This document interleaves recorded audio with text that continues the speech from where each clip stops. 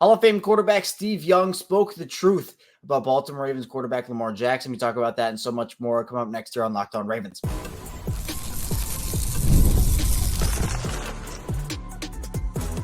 You are Locked On Ravens, your daily Baltimore Ravens podcast.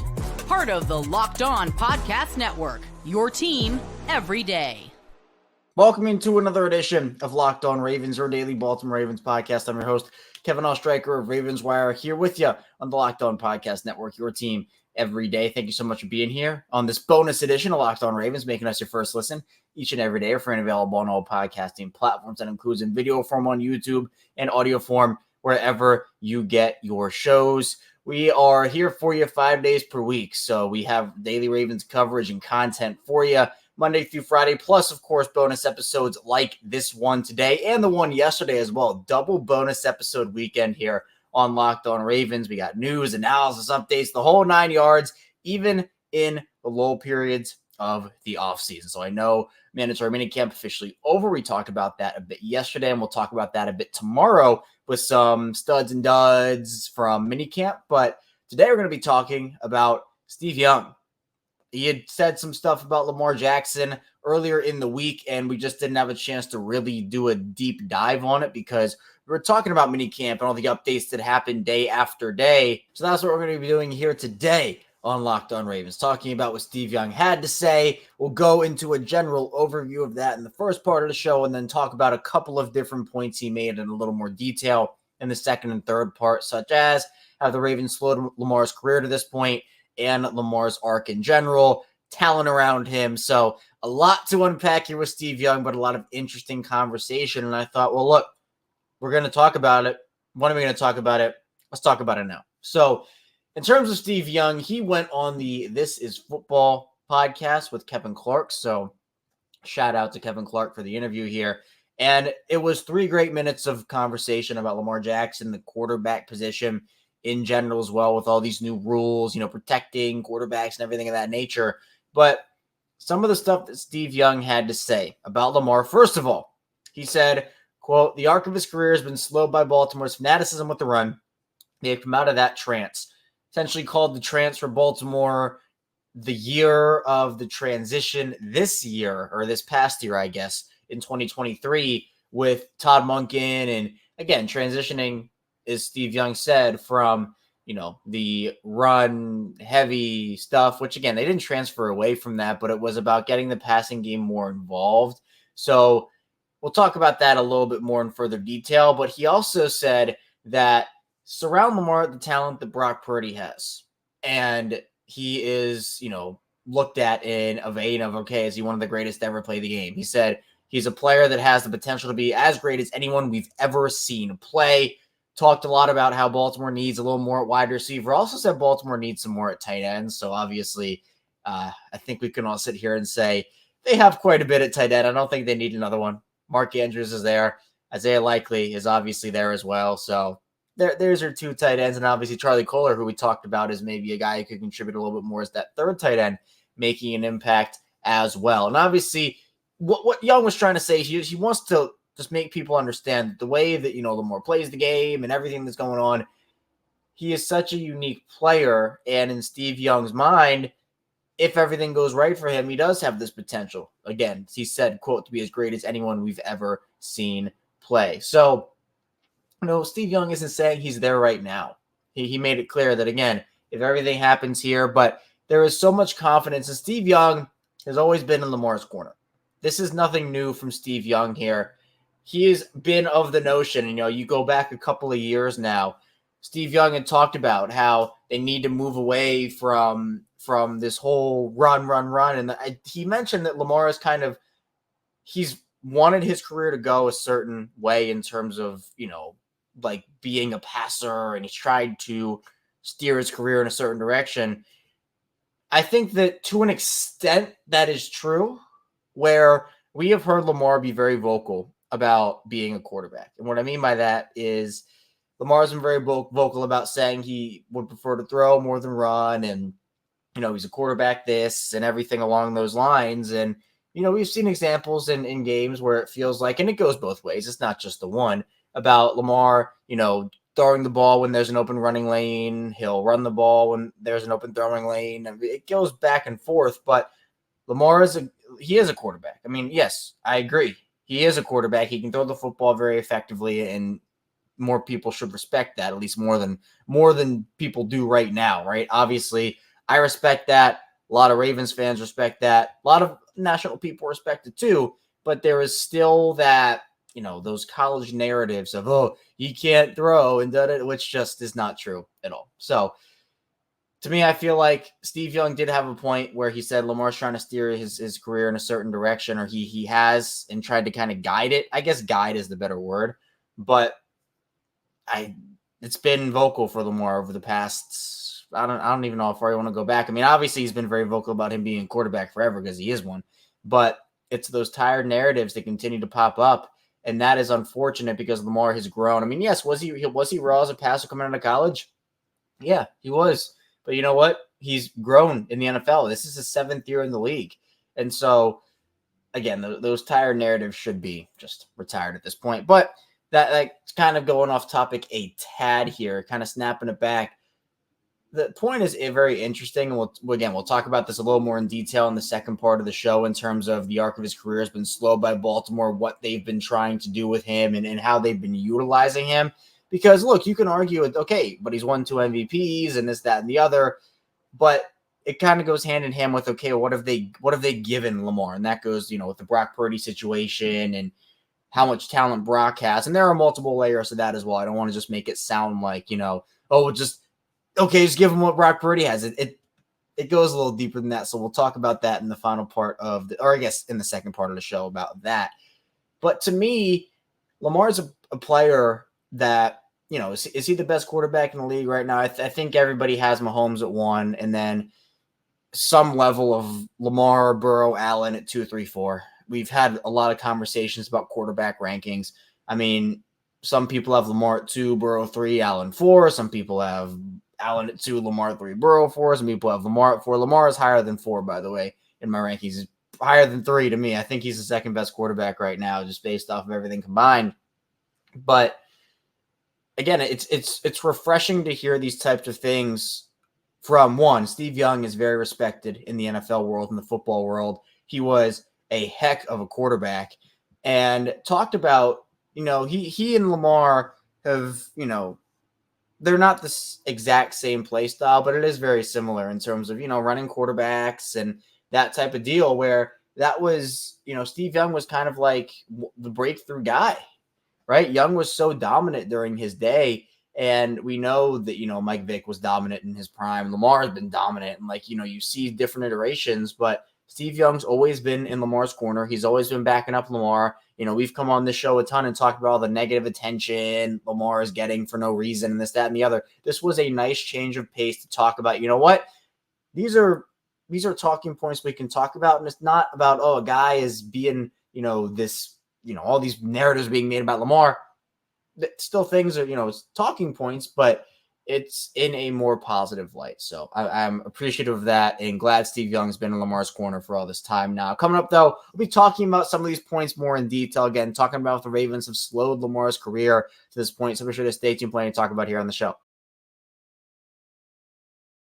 First, this show is brought to you by eBay Motors. Passion, drive, and patience, the formula for winning championships, is also what keeps your ride or die alive. eBay Motors is everything you need to maintain your vehicle and level up peak performance. Superchargers, roof racks, exhaust kits, LED headlights, and more. Whether you're into speed, power, or style, eBay Motors has it covered. With over 120 million parts, the number one ride or die, you'll always find exactly what you're looking for. And with eBay Guaranteed Fit, your part is guaranteed to fit your ride every time or your money back. Those are eBay Motors, you're burning rubber, not cash. The parts needed, the prices you want a season to make your car the MVP and bring home huge wins. Keep ride or die alive at ebaymotors.com. Always items, all those exclusions apply. eBay Guaranteed Fit, only available to U.S. customers. We're back, our second segment of Locked On Ravens. Kevin Oestreicher still talking with you here on this bonus Sunday edition of the show. Appreciate everybody for tuning in today, making Locked On Ravens a part of your day. And be sure to check out Locked On Sports today over here on the Locked On Podcast Network, your team every day. Peter Bukowski does take you through all the sports content throughout all of sports, whether it be football, basketball, baseball, hockey, etc. Peter has you covered over there, so be sure to check him out.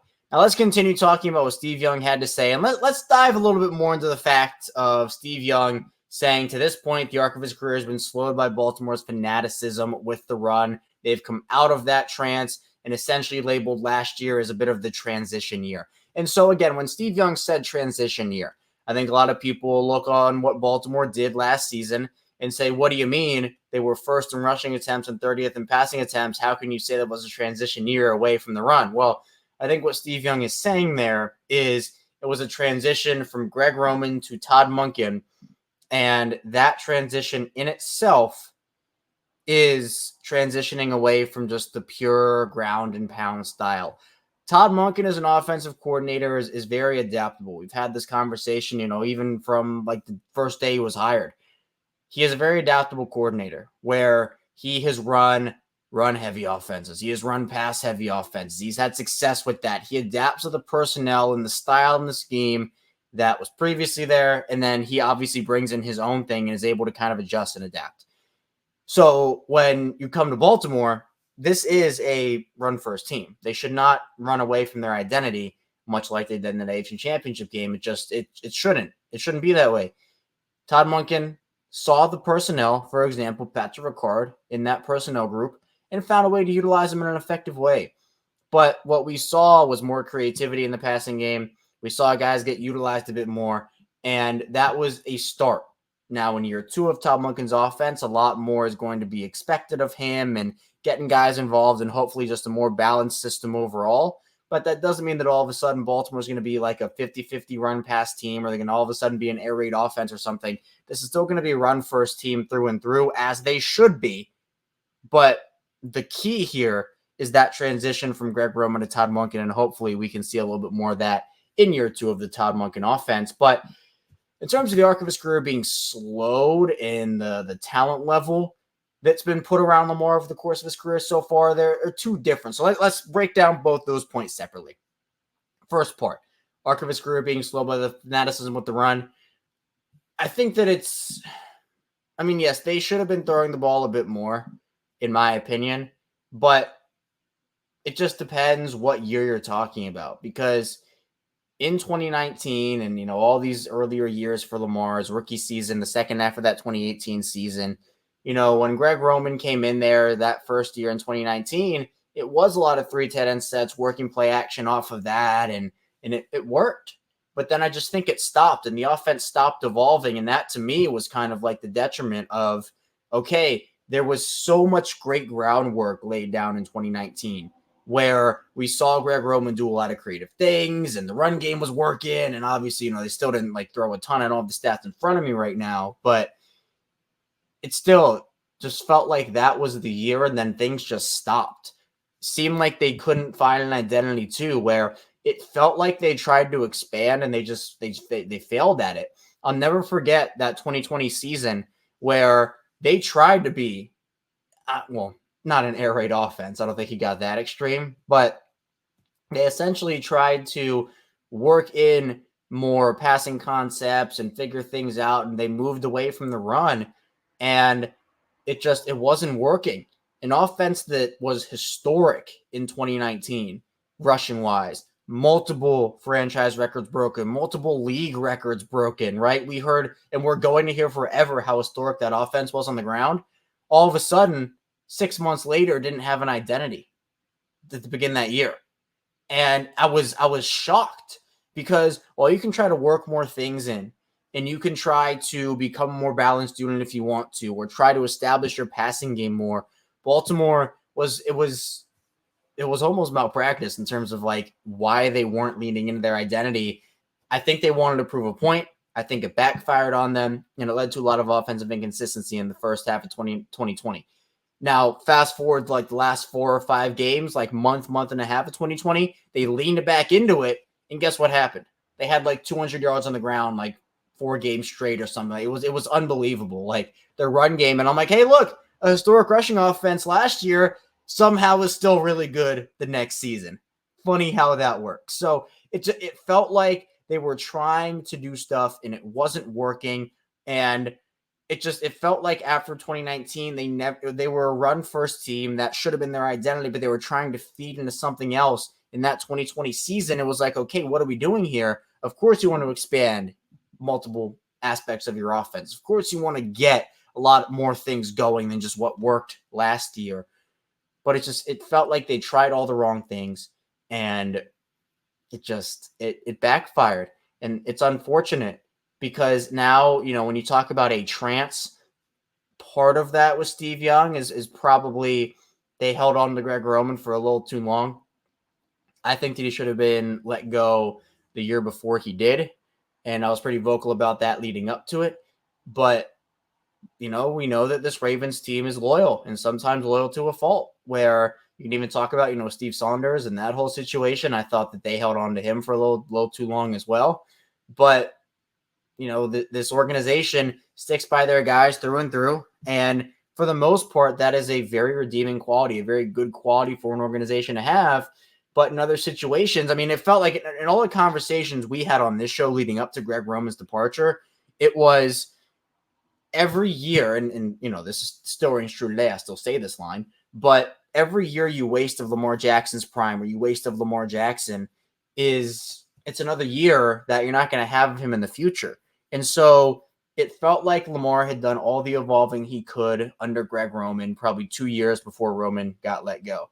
And so it felt like these at least one year, if not 2 years, we're just kind of like, okay, we kind of know how this party's going to go.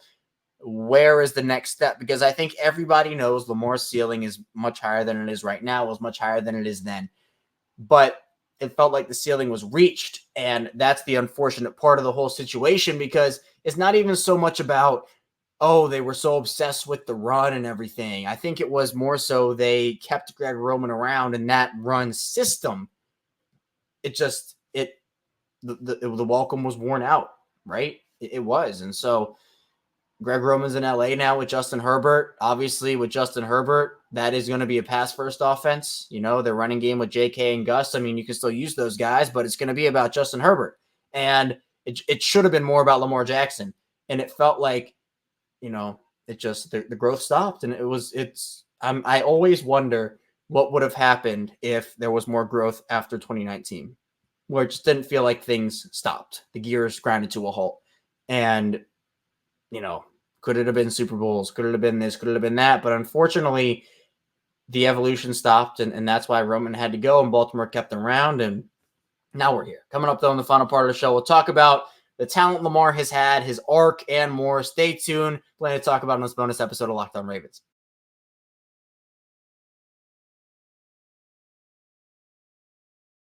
We're back here, our final segment of Locked On Ravens. Kevin Oestreicher still here with you on this Sunday. Appreciate everybody for being here today. Be sure to hit that like and subscribe button, video form and audio form as well. For the everydayers out there, thank you so much for tuning in, listening every single day to this show. It really means a lot to me. If you're new to the channel, new to the show, welcome in. Hopefully you're enjoying the content. Be sure to hit that like and subscribe button if you want more daily Ravens coverage. And also, if you're somewhere in the middle there, welcome back to the channel. We just hit 7,000 subscribers on this show, and we're only going up from there. So if you want to be a part of that road to 8K, be sure to hit the subscribe button as well. And I want to give a couple of special shout-outs here before we move on with our final part of the show.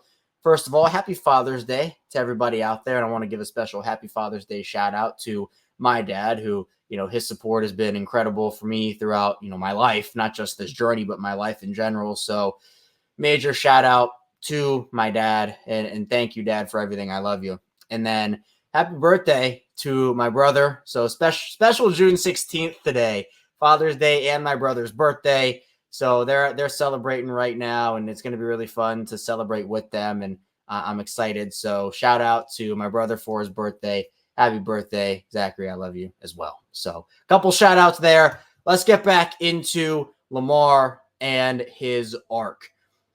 When you talk about talent that Lamar has been given over the course of his career, this is a conversation, again, that we have had a bunch on this show. Look at Brock Purdy's talent. That's what Steve Young said. If you surround Lamar with Brock Purdy's talent, he's one of the best we've ever seen, the best he's ever seen, right? Well, let's look at his roster. Brock Purdy has Christian McCaffrey at running back, Deebo Samuel, Brandon Ayuk. They just signed Jawan Jennings, their third wide receiver, to a decently sized contract as well. Actually, a decently bargain deal for, the way this wide receiver market has gone. George Kittle at tight end, multiple really, really good offensive linemen. Trent Williams kind of headlining that group. It's a stacked unit. It's a stacked unit. It just is. Stacked unit for Brock Purdy in San Francisco. Now, Lamar Jackson's unit, I mean, if we just want to look at it right now at this moment, it's Derrick Henry. Then you have Zay Flowers, Rashad Bateman, and Nelson Aguilar as your top three receivers. Mark Andrews and Isaiah Likely, that's they're likely in that equation. And then it's Ronnie Stanley, Tyler Linderbaum, and, 3 new starters on the offensive line. So the first thing I want to say about this is it is just impossible for the Ravens with Lamar on his current contract to surround him with that type of talent in terms of everybody. Like the 49ers, I don't think are going to be able to pay both Debo and Brandon Ayuk. I think one of those guys has to get moved. And that's just the reality of the NFL these days is you can't pay everybody. And the Ravens historically have invested a lot more in their defense than they have their offense. And that's a thing. Now, if you want to talk about Lamar's rookie contract, yes, that's a different conversation. I have been very vocal about the fact that I believe the Ravens did not handle Lamar's rookie contract correctly, and they should have acquired a veteran star wide receiver like the Bills did for Josh Allen, the Cardinals did for Kyler Murray twice, the Eagles did for Jalen Hurts. That list, I mean, we've seen it this offseason. The Texans did it for C.J. Stroud. The Titans did it for Will Levis. The Bears did it for Caleb Williams twice. So it's just, I guess DJ Moore was last year, but regardless, the Ravens didn't do that. Now, did they invest in the wide receiver position? Sure. They drafted a lot of guys. They used a lot of high-level draft capital on wide receivers for Lamar. Marquise Brown, Rashad Bateman, Zay Flowers. Even if you want to talk about mid-round picks like Miles Boykin, Devin Duvernay, whatnot, they invested a lot in that position and invested for weapons around Lamar, obviously, taking Mark Andrews and his same draft class, et cetera, et cetera. But it wasn't the same, right? I feel like Lamar deserved to have one of those players, even if it was a guy who was a little bit more towards the end of his career, starting that downturn a little bit, but still a really good number one wide receiver who was proven.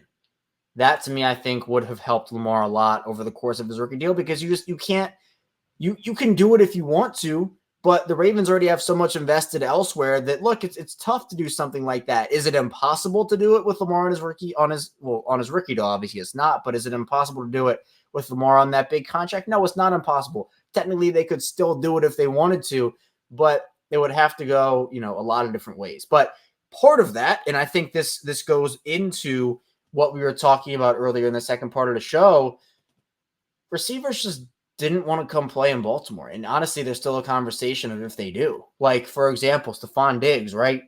Known that, he likes his targets. He likes catching the ball, which is his thing, right? I'm not going to blame him for that. Wide receiver, sure, you like catching the ball, But if you like catching the ball, you're not coming to Baltimore. You're just not. Something to me where, Baltimore's offense historically under Lamar Jackson, unless your name is Marquise Brown, Mark Andrews, or Zay Flowers, you're getting 2 targets a game. And obviously you're not, 2 to 4, 2 to 5, right? Like in that range. And it's not like that is a trend forever, right? If you brought in a number one wide receiver, you're going to throw him the ball. That's not what I'm saying. But they're just in a run-heavy offense like Baltimore's. I remember Juju Smith-Schuster on the Michael Irvin podcast back a couple years ago when Juju was one of the more coveted wide receivers on that market, talked about the Chiefs, the Steelers, and the Ravens. And I think this is when he went back to the Steelers on that one-year deal before going to the Chiefs the next offseason. But he said, he loves Lamar, would love to play with Lamar, but that offense just isn't for him. And John Harbaugh has talked about that too, where he said, if you want to win, if you want to be a part of a great team, this, that, and the other, come to Baltimore. But if not, we'll see you on Sunday or whatever he said. It's known that, like, if a receiver wants to go to a place to catch passes and have those consistent target numbers, Baltimore's probably not the place for them.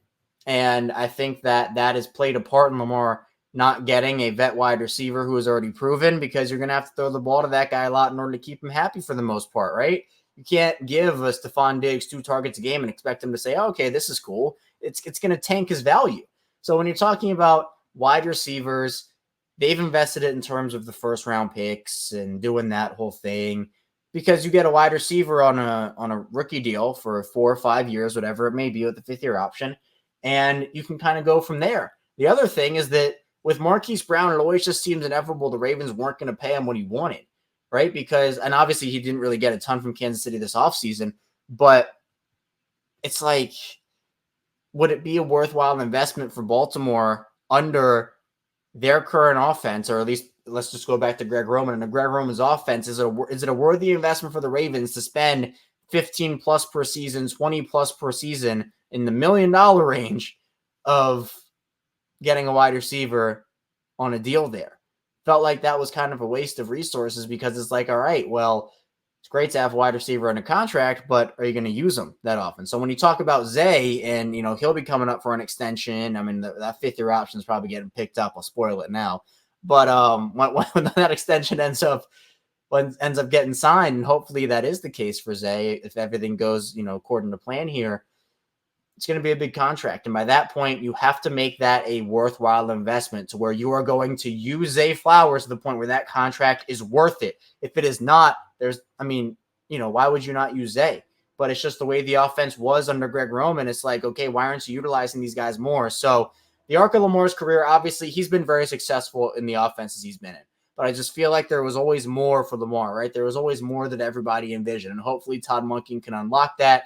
Steve Young with a lot of really intriguing comments. Again, if you haven't listened to the clip or the interview, go check it out over at the This Is Football podcast. Kevin Clark does a great job over there. So again, Steve Young with incredible insight. I'm just really glad, again, there is a player, there is a person, there is an analyst like Steve Young, that caliber, to be in Lamar's corner like this. That has been really cool to see. There has not been a wavering from Steve Young. He's not switched up on him. Steve Young has always been there. He's talked about the Greg Roman thing for years, or he did at least before Roman was let go. So for him to come on with Kevin Clark and talk about all that and give Lamar so much praise and call him, he has the potential to be one of the best ever if, things continue, that it's really cool, especially with all the hate surrounding Lamar Jackson and, some of the negative things that can be said on the national media scale of things. That's all I have here today, though, on this bonus episode of Locked On Ravens. Thank you so much for tuning in. We're right back here tomorrow for a regularly scheduled show, which starts on Monday and, of course, goes Monday through Friday. We'll be talking